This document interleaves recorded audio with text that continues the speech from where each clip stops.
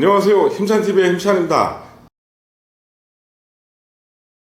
21년 6월에 김태희 씨가 매입했던 건물이 많은 이슈가 되었는데요. 김태희 씨가 서초동 건물을 매입을 잘못해서 수백억 손실을 봤다, 이런 기사가 많이 나왔는데요. 부동산 하락장에 건물을 매입했고 임대수익과 공실률을 감안하면 500억도 안 되는 건물을 잘못 매입해서 그동안 건물로 돈을 벌었던 것들을 다 날렸다, 이런 기사들이 한동안 많이 나왔는데요. 매입한 지역은 강남역 도보 2분 거리에 위치한 건물을 매입했는데 이 지역은 제가 회사 다닐 때 강남역에서 약속을 하면, 저는 그때 당시에 뉴욕 제가 앞에서 약속을 많이 했어요. 근데 뉴욕 제가 앞에 사람이 너무 많으면 또 연락을 해서, 사람이 너무 많으니까 파고다 어학원 건물 앞에서 보자, 그 장소를 했던 김태희 씨가 바로 그 옆 건물을 매입을 했습니다. 이 라인에 개인이 소유한 건물은 거의 없고 또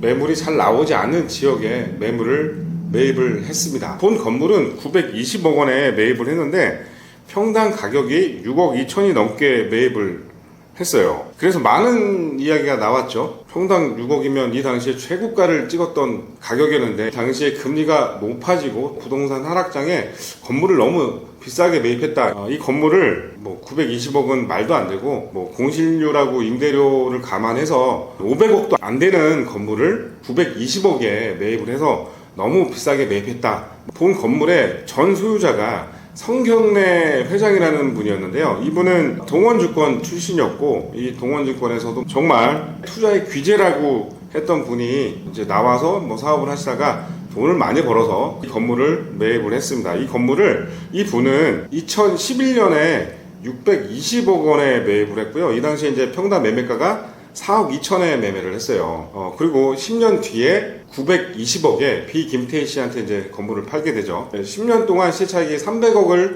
남고 건물을 매각하게 된 거죠. 그래서 이런 얘기가 많이 나왔던 게, 주식을 통한 투자의 규제가 부동산 시장이 안 좋을 때 팔고 본인이 다른 투자를 했다. 정말 많은 기사의 내용들이 많이 나왔습니다.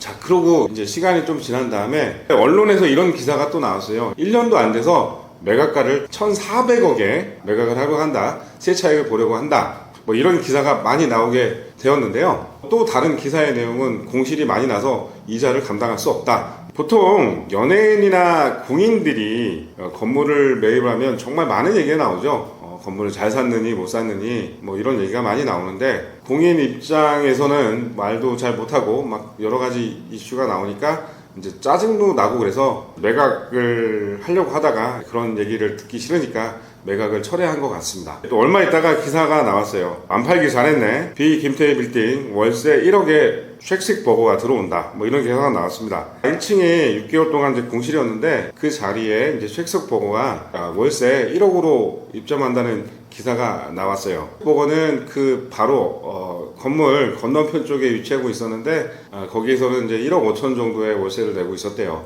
근데 김태희 씨 건물에 1억으로 임대 계약을 체결했다고 합니다. 서초동 빌딩 투자를 잘못한 것일까요? 다른 견해를 가진 분들도 많겠지만 지극히 저의 개인적인 의견입니다. 본 건물을 920억 원에 매수를 했습니다. 대출을 450억 일으켰고요. 자기 자본이 470억 들어갔고요. 대출 이자만 금리 4%로 가정했을 때 매월 1억 5천이 나갑니다. 공실 기간도 있었지만 현재 시점의 임대료는 1층에 쉑쉑 버거 임대료가 1억 나오고요.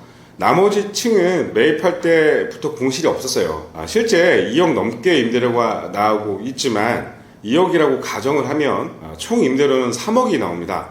보증금은 40억이 넘는다고 합니다. 그것도 이제 40억이라고 가정을 하면 수익률로 계산을 하면 4% 넘게 나옵니다.